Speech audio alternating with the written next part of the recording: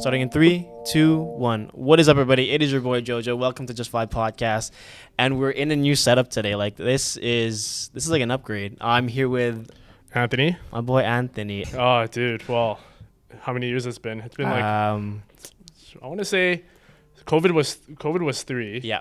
And then COVID was 3, and then haven't seen you even like 2 years after that. So it's been like almost six years. I want to say. I want to say like 7 years. 7 years. Yeah, well, I want to say because I was like 18, 19. That's when I was like, that's 2018, 2019. That's when we were going out. Yeah. So Anthony is actually one of the guys that when we went out, I think we hit a time when it was like 3 months every weekend, back to back to back to back, and we would just. Yeah. You know what I mean? Go to Harbor every weekend. Yeah, I remember that. Yeah. I remember that. I think it was like, I remember because it was during like the winter months. Yeah. It was the winter months, and then it was just like this full-on 3-month bender. Yeah. It was a 3-month bender, back to back to back, and it was every single weekend. And we all just took turns getting like blackout drunk. Dude, shout out AJ, because he would actually pick me up from home. Dude. And then we'd go to the parkade underneath Harbor, and we would just drink. You said the Captain Morgan? Yeah, it was Captain Morgan. It was Captain Morgan Pineapple. Dude, yeah. It was the go-to. Who was with us? I mean, like a short list of it would be like Steven, Stanley, Tony, Martin, Josh. Who are my Filipino boys? Josh. And there's one more. Tony. Oh no, Tom. Tom. Yes. Yeah, Tom. Yeah. And then it was like Jeremy. It was like Jeremy as well, and then all of like the girls that came with it as well. Yeah. And dude, it was. I'd say it was a vibe, but then like, dude, it was like very degenerate. You know what I mean? Like if you're looking back now, I'm like, wow, I can't believe we actually did that. Yeah. But I mean, I think we spoke about it earlier, but then I remember it was like it's either you start early and you end early. Yeah. But then there are people who start early and continue. And then there's people who start late and are going now because, like you said, there's like people who are like 26, like 23, 24, 25, and like dude, they just keep going until like their 30s. Yeah, and like, dude, you said you started at 15. I did. I started at 16, and then I'm like, I feel like I'm retired now. Yeah. Yeah. I would say so too. I think, well, like I was like, we were just talking about this with Darren. Yeah. We just go to the restaurants and drink now because then it's just a lot more quiet. It's kind of classy. Yeah. I wouldn't even say classy, man. It's just comfortable. Like you get food, you get food served to you. You get to go to the washroom that's not dirty. You get to get water poured for you. You get to have like all these drinks and food. I don't know how many videos I have of people like puking in the toilets. Dude, at Harbor. I think it's Enzo now. That's what they call it now. Yeah, Enzo, and then it's the old casino is the new Harbor basically. Yeah. But that was what a time. Yeah. That was a time. And then now here we are in our careers. You know what I mean? like fast forward to the 7 years. Tell me what did I miss out on? Well, I think at the time I was still just like doing my own thing. I didn't really have a career. Have a career at the time, and then and what are you doing now? I'm a software engineer now. I type on a computer for a living, and I talk to people. How did you get there? Because you said you just like we were talking about this earlier, but he actually didn't go to school for this. Yeah, so it was funny because do you know Calvin Nguyen? Rings a bell. I thought Calvin Nguyen. Maybe you've seen him. Yeah. Super McTasty. But then, so it was basically the three of us. Yeah. The three of us, we decided to take like this introduction boot camp to web development. Okay. Yeah. I've been hearing that about that. Yeah. Yeah. So then we took this introduction, and then we kind of all put it off for a little bit because we didn't really know what we were gonna do. Yeah. So then I actually entered into boot camp. During I think I was like the second last or third last cohort. Was this COVID time? Right before COVID. Right before COVID time, actually. So then I took the boot camp, and then COVID happened, and then I just rode out COVID just like anybody else. Yeah. And then I stayed with my parents. I stayed with my parents in the Yukon for a little bit. Yeah. And I came back down, and then I just started applying to jobs, and I got an internship. I got an internship at this super small startup. Yeah. It was like just me and like the CTO, like the boss. Yeah. And I was just like hammering out code 6 hours a day, 7 hours a day, and then I got offered a full-time position. A year later after that, I got an offer from Arterix. Really? And then since then, it's basically just been like a Hail Mary with sort of, Oh my God. But you can't do that anymore. Like we were just talking about that. You can't do that anymore. It's hard. I think it's like, like it's the hard pill to swallow nowadays is just the fact that the information is so readily available for everybody to do. Like I told you earlier, right? You can go to ChatGPT. I can tell you 10 prompts to like ask it. You can probably teach you how to do it. You can probably teach you how to do it. It's not probably, it will. Yeah. Like it will. Yeah. And a lot of these boot camps, I feel like they're at such a disadvantage now because then like, why do I have to pay $10,000 when I can pay $20 a month and learn online and have YouTube and have like a mentor, ChatGPT, beside me? And you did that. and I didn't use ChatGPT didn't exist at the time, but like but you could do that now. But yeah, you can do that now. It just makes everyone so much more faster and so much more efficient, to be honest with you. So yeah. And okay, so I guess going from sorry to cut you off though, but going from that job to where you are right now, like what is this pivotal point? What was that whole thing? And what are you doing right now? I don't think anybody behind the screens can actually know, like, what are we doing right now? Like, like what's being built right here? Well, it's actually going to be probably the first commercial cold plunge in Richmond, actually. Nice. So super fast backstory is I went to one. It was still pretty niche at the time. Not gonna name drop. No, I'm not gonna name drop obviously, but I went to one that was like pretty niche. I won't say it was completely legal, but I went to one, and then it was I went to one with two of my old coworkers from my first job actually. Okay. And I think the first idea that I had was here, like that I had was like, oh, I'm down to go to one of these. Like, just book a time for tomorrow. Yeah. You're like, oh yeah, it's not like that. You have to book like days in advance, a week in advance, 2 weeks in advance. And I was like, what is this place that is so cool that I need to book out 2 weeks in advance, like a Michelin star restaurant? Yeah. And it was a cold plunge. Okay. And I was like, you just dunking your body into ice water. Yeah. Apparently everybody likes it. So I went to one, and then I went to it, and then I was like, I can probably do this 10 times better. 10 times better. And then it went from like a joke into like a 50-50 into like hundreds of thousands of dollars. Now hundreds of thousands of dollars down the drain. Yeah. I won't say down the drain. I'll say an investment for now. Yeah. But scouting for locations with my brother, with my dad, with my mom in the background as well. Yeah. Led us to where we are right now in Richmond, BC, and we're in the tail end of renovations. And obviously you're a housemate here upstairs now, so I'm glad you're here. This is a studio now, right? So that first floor was the downstairs is like a cold plunge sauna. Yes. Yeah. Yes. And then this top area here is. Yeah. So it was a very hard time for us to try to sort of find use case for this for the upstairs. Yeah. Because with coastal laws and everything, like with just the laws that we have here, if you want to have a cold plunge upstairs and down, like a cold plunge upstairs. Somebody that needs to have like the wheelchair accessibility has to have the ability to come up here. Stairs obviously aren't too accessible, so we weren't allowed to bring the cold plunge up here as well. Yeah. So then the next best thing is to make this place a co-working space. A co-working space, a space for people to hang out. Like WeWork. Like basically. Like WeWork. Yeah. A WeWork that doesn't cost an arm and a leg, but also offers really good snacks. So be on the lookout for that. Yeah. But because then I work from home as well. I work from home, and when I go to the office, when I go to the coffee shops to work, I kind of pick out what I like from a place, and what stands out to me as a place that I could stay for the entire day. Comfortable seats, fast Wi-Fi, snacks, lots of coffee, and a good atmosphere. And here we are. Nice. So, like, what was the hardest thing doing this? Oh, like, what would you say? Like, there was a number one that kind of just like top of the list, like that was regulation. Regulation. Yeah, regulation. Because you're doing it all yourself, mostly with help from friends and stuff, right? Yeah. So my best friend's my plumber. Yeah. My really good friend's also my electrician. Yeah. And then my dad's my contractor. So you can family business happening here. Yeah. And then somebody that I went to high school with is actually our interior designer as well. So I tried to make sure that if it's my first time opening up a storefront business, I want to make sure that whoever wants to learn can obviously come with me and learn. Right? There's obviously going to be like mistakes, headaches, big road bumps, and everything like that. But if it was a smooth road, then the store would be boring. Yeah. So I would say the biggest thing is probably regulation, because obviously the idea is that you put ice in a tub of water and people can jump in. Right? Sounds easy. But, you start to understand, how do I clean the water? Yeah. How do I clean the water? How can I make sure that nobody slips inside the tub and slipping getting out of the tub? How do I make sure that... Your insurance better be good. Yeah, exactly, right? So then, all these questions start popping up. And, these are questions that, our government agencies didn't really have the answers to. So, it takes time, a lot of communication, and, a lot of head banging, to tell you the truth. Yeah. Nice, man. Proud of you.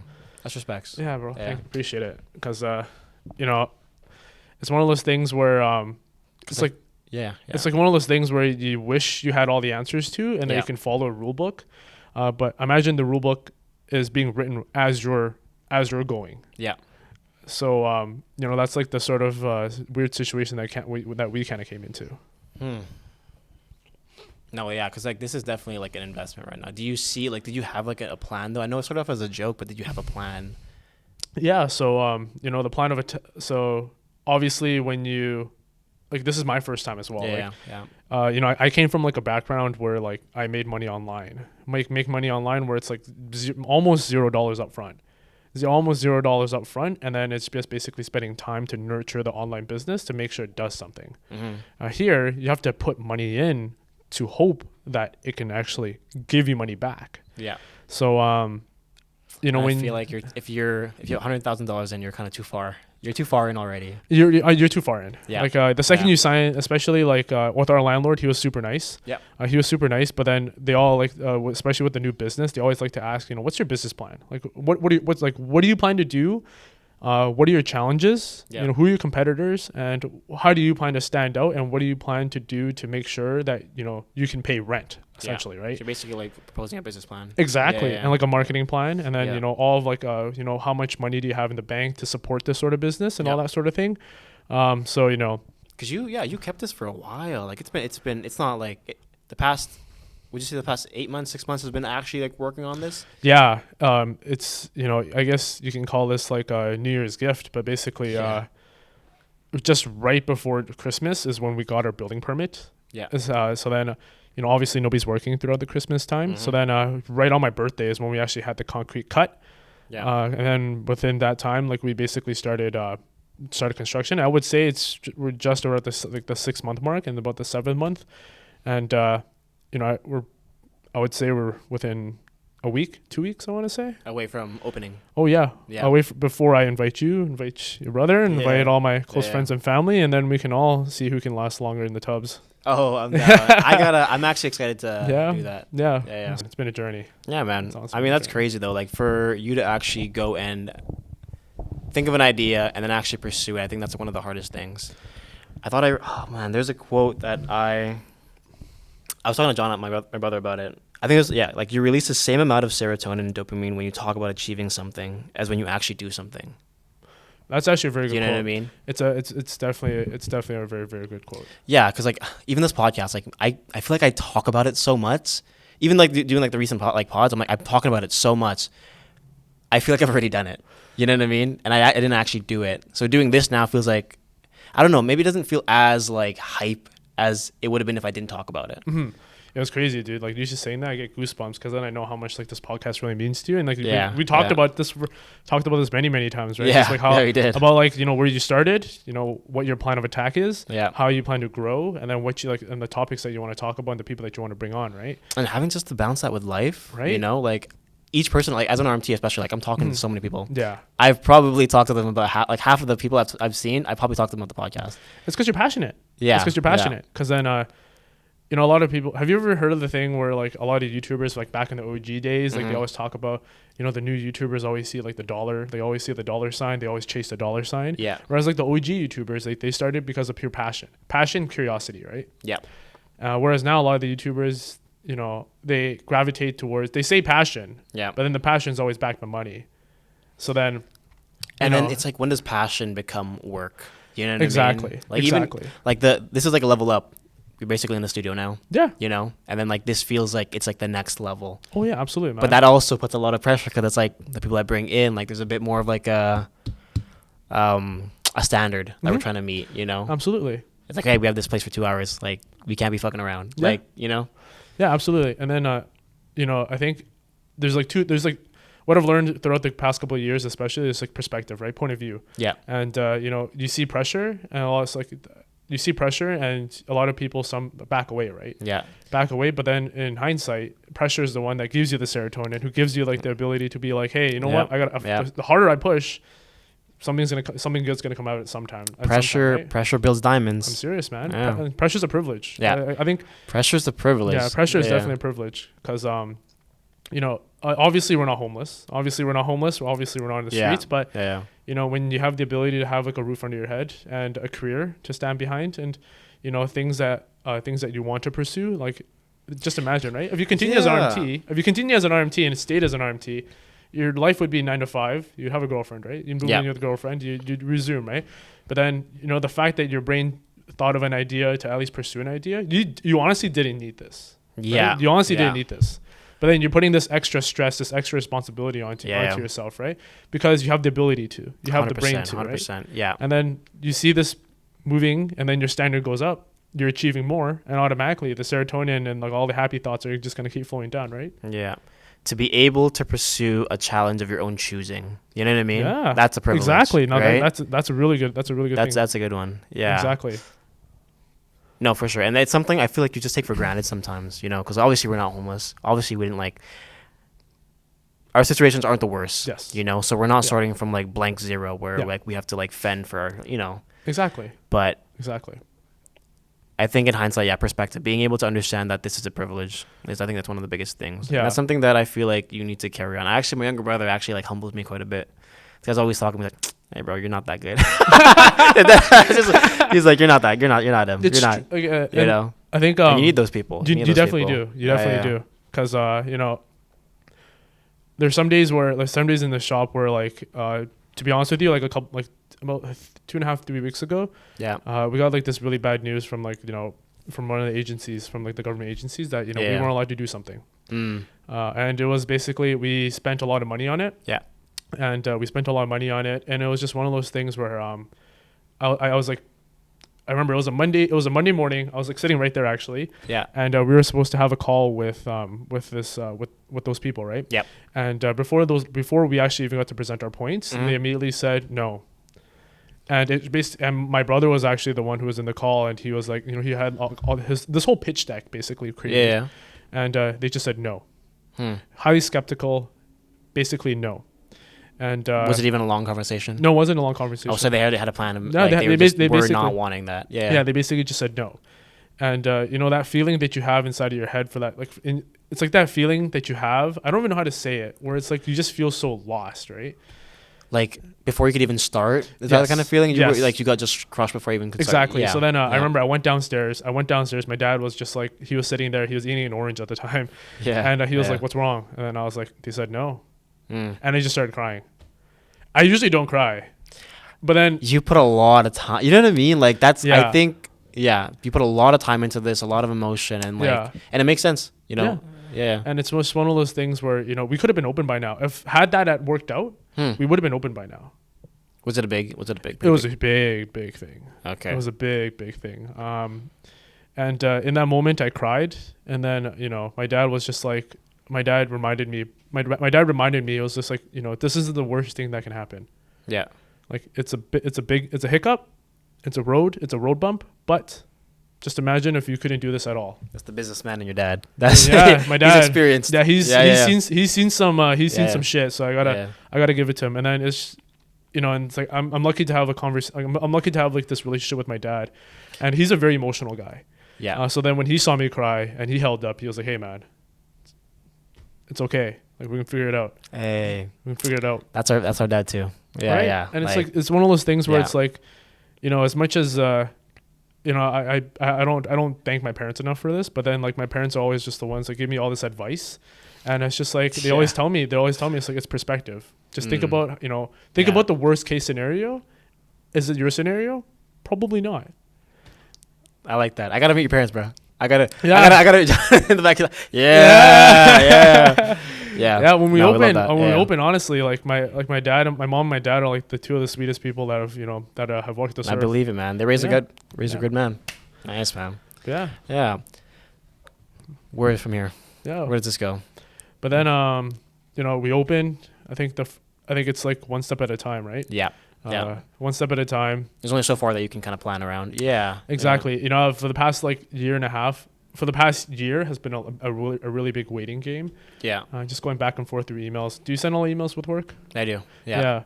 Are you the type of guy that like sends an email and then like let's say that like their correspondent will respond within the same hour? Yeah. Are you gonna leave them on red for like 2 days? No, I have to respond right away. Okay, cool. You're a good person. You're a good person with emails.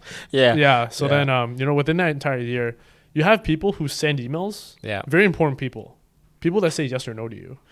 You'll send an email at 9 a.m. They'll respond at 1.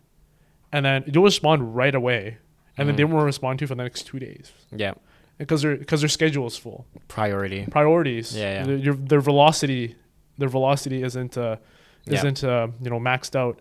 Yeah. But it was a lot of that. It was basically playing telephone. So then, for the past from January up until now, I've basically just given up my life.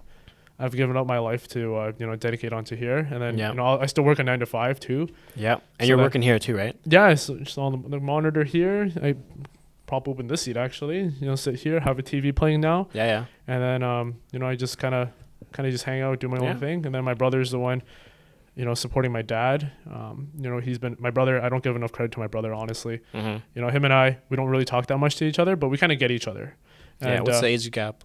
What's the age gap? 8 years. 8 years. You and your brother too, right? We're only 2. Yeah, you guys seem really, really close, by the way. So it's honestly such a blessing. Me and my brother. Yeah, exactly. Me and my brother, we didn't grow up really close. It's such a big age gap. Yeah. But then now we're a lot older. Yeah, when you're at it's all the same. Yeah, it's all the same. Honestly, all the same. Exactly. Yeah. So then he's been trying his absolute best, and then obviously my dad's a 63-year-old turning 64 this year. He's an absolute workhorse, and my mom has been up north holding it down. Yeah, my mom's 5'5". She's tiny. Yeah, she's tiny, and all the people up north, they're like these big ass burly men. And these the women are like men too. Yeah. They're built for that. They're built for the north, and my mom is just this scrawny, small little lady, and she's been holding down the fort there. And nice. I think my mom and my dad miss each other, so we're trying to get my dad back up there as soon as possible to spend time with her. So yeah, should be coming up pretty soon. Yeah, pretty soon. So once we open, have all the friends and family come over. Yeah, and then it's another set of problems, right? It's one of those things. Like for you too, man. You have this place now. How am I gonna do this? Yeah, right. Yeah. How are you gonna make yourself How am I gonna make the most? I think about to be honest with you, when you said you wanted to come on Thursday, my immediate thought right off the bat was just how is he going to sustain a schedule that he can film and edit and work at the same time? Yeah, it's tough. So those are the things that I envision for you. No, for sure. So yeah. I mean, I would the thought behind it was every Friday. I think every Friday would have made sense after hours, because that's when you'd be more available. Yeah. At least for the upper half here. Yeah. And then once a week. Yeah. Yeah. And honestly, props to you, man. Dude, it's a lot. I actually was thinking about getting somebody to edit or something. Really? Yeah, just clips. You should look into AI. There's so many tools nowadays. I know, but at the same time, it doesn't always have the vision I'm looking for. But I guess if it's AI algorithm, it works. Teach it, bro. I know. Yeah. I'll look into that. Yeah, if I showed you. Not to say that I'll actually do it, because right now I'm actually doing it by myself. So it's all me doing this. I edit everything. I'm just giving him the tips. Yeah. I'm just giving him the helper that I have in the back of my have in the back of my coming head. From your profession. Yeah. Because then, dude, if I show you my ChatGPT, dude, this guy. I say this guy, bro. I call this guy. It's crazy. You name him? No, I know I didn't name him, but I should at this rate. But yeah. I've trained it so that majority of the topics that I talk to it with is super good. Really? Super good. Yeah, I'm not gonna lie. You gotta tell me how to use it. I actually don't even know how to use that well. Yeah, off camera I'll tell you how to. Yeah, because I feel like a lot of people just use it at surface level, and it goes so deep. Yeah. Right. Yeah. Yeah, we'll go over this after. Yeah. Dude, you just gotta download the app. You just gotta start taking photos. Hey, what does this do? What does that do? And everything. I'm not even joking. Okay. It is crazy. That's I told my crazy. friend Josh, my plumber. Yeah. I was like, dude, you just gotta take photos, and then just how do I solve this? And then I actually asked him yesterday because he was here too, and he was like, dude, for most things, it's pretty good. It's pretty good, even for plumbing. But the more intricate stuff, obviously, it kind of what they say is it hallucinates. It hallucinates? Yeah, hallucinates meaning it'll just start. It'll be it'll start on topic, rambling. Okay. and then it'll just start rambling into Narnia. Basically. Okay. Yeah. Oh, okay. It's still working. But I would say it's about 75% accurate most of the time. Yeah. Are you using it right now? For work? Yeah. Absolutely. Yeah. For work, absolutely. Majority of the time, it makes us makes our entire team a lot faster. Yeah. And then the need to not have to always ask the questions that we can just ask ChatGPT and everything like that. So, yeah, man. Okay. Nice, man. we're actually nearing the end right now. Kind of want to wrap it up a little bit, but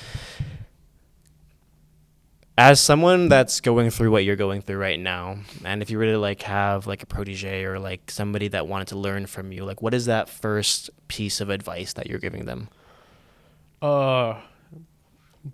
It's like pressure's what I said earlier. Pressure's a privilege. Yeah, pressure's a privilege. Yeah. I think a lot of people who want to start something, and a lot of people who want to start something, who want to do something that their friends have never done, have never done, or not a lot of people have done, or you don't know who has done it. I think being scared is good. It means you have ambition. It's an emotion. It means you're feeling something. It means you're human. Yeah, it means you're human. It means you're human. And I think like for me, just starting this and everything like that, I think being scared and then just like pushing through the scared and seeing what's on the other side, honestly, has been one of the biggest blessings so far in this whole journey. Yeah. Because you learn so much about yourself in terms of this, like, what can you handle? 100%. Like, what can you handle? Yeah. What can you handle? What don't you know? What do you know? Yeah. And like, what are you okay with? Like, are you okay with being uncomfortable?